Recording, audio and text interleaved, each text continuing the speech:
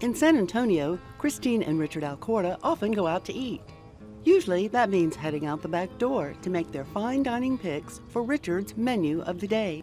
I just love to cook. I think the main thing I like is the fresh ingredients. When you're harvesting them and eating them within minutes, it does taste better. Some of the things you can't get at the grocery store because they're very perishable. They don't store well, they don't ship well. He started with herbs, and over here in this cedar tree, he had hung with, was it fishing line? Pots of herbs hanging from the tree. What quickly grew was their knowledge that rocky soil wasn't convivial to many crops, so they explored raised beds. First reason for the cinder blocks was because they're very inexpensive, very easy to stack. And then it started, the reasoning started to be that I liked the holes. In my cinder block garden, I have 182 holes, just the cinder block holes. So when they're all full of plants, that's 182 plants. The mints, I love putting those in holes because they're so invasive. They take over. And then the main garden is inside. In his raised beds, Richard mixes homemade compost into an organic garden soil. To protect crops like tomatoes from squirrels and birds, he built safe housing with cedar and plastic poultry hex garden fence netting. Some of them would be a huge 2-pound tomato that I had been watching every day for a month, and then I come out and there's a hole in it. So that's one good thing for the cedar planks is I have the netting around it. Another reason is I didn't like the tomato cages for the tomatoes. I like stringing them up, tying them up to the top end of the cedar, and as they get taller I just shorten the string. Usually I'll tie it somewhere in the middle. As the tomato vine grows, I'll wind it around the rope, just kind of wind it around. I didn't even know so many of these varieties of tomatoes existed until he started finding tomato plants at the plant stores around here, some of the local, not the big chains. I never want to plant tomatoes in the same place twice, so I have plenty of space to rotate them. Last year they're on one side, now they're on the other side. It's so easy to rotate with the holes. I keep track of them, of what I planted in each hole every year. Potatoes, same thing. I don't usually plant them in the same place more than once. I just have a system going. Just goes in a circle. Goes in a circle, and I think the circle will last about 3 years before something will return back to the same spot again. The potatoes are always fun to harvest. I guess let me go into planting them first.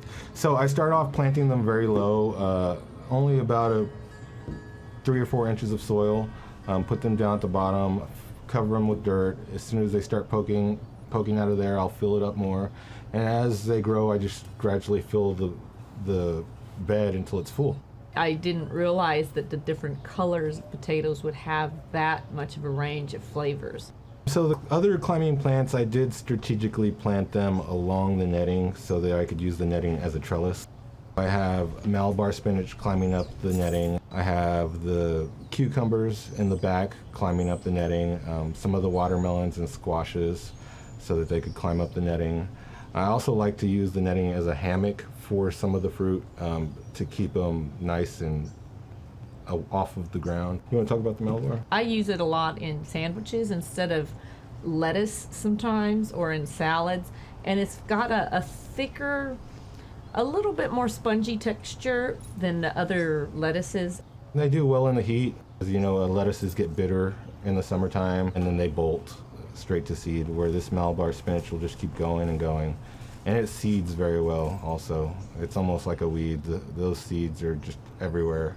I have to pick them out at the end of the year. But another reason for planting them on there is they provide a little bit of shade for the tomatoes during the hot times of the year. Despite the destructive squash vine borer, they harvest enough squash for meals and Richard's tasty squash flower appetizers.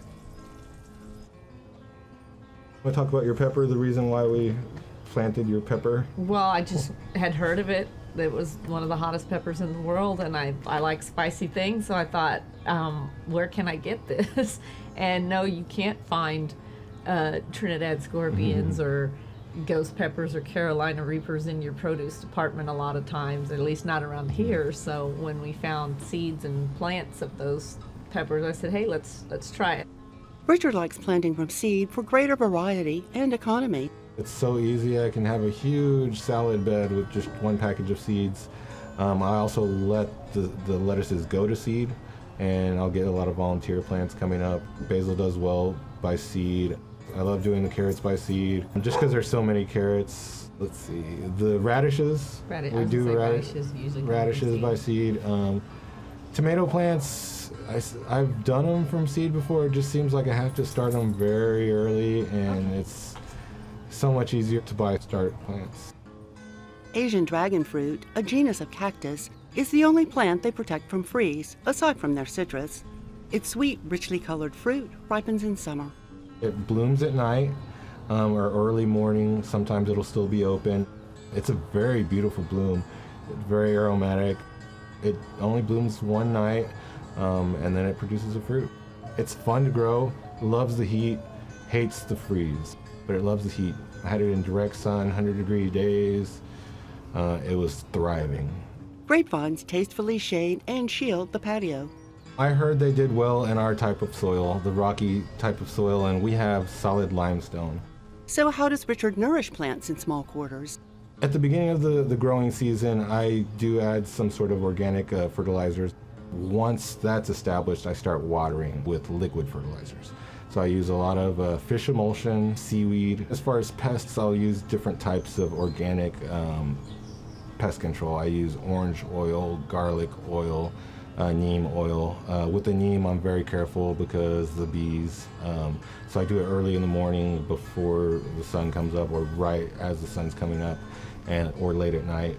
We welcome all the beneficial insects too, like ladybugs, lacewings. We see those, and we're kind of cheering inside. Yeah, I mean, obviously ladybugs, but and people don't realize that even, not that we want them up close to the house, but even wasps can be beneficial.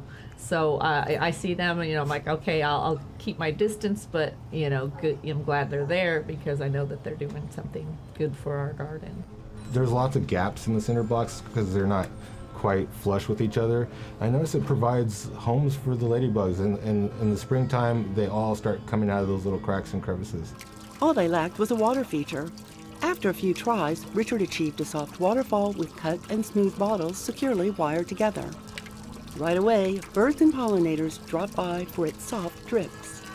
We definitely, trying to make it as healthy as possible, and obviously as healthy for the bees and the other pollinators as possible, to give them a kind of a safe haven to come and do their work, because that benefits us in the end. That's another reason why I planted a vegetable garden, is because of pesticides.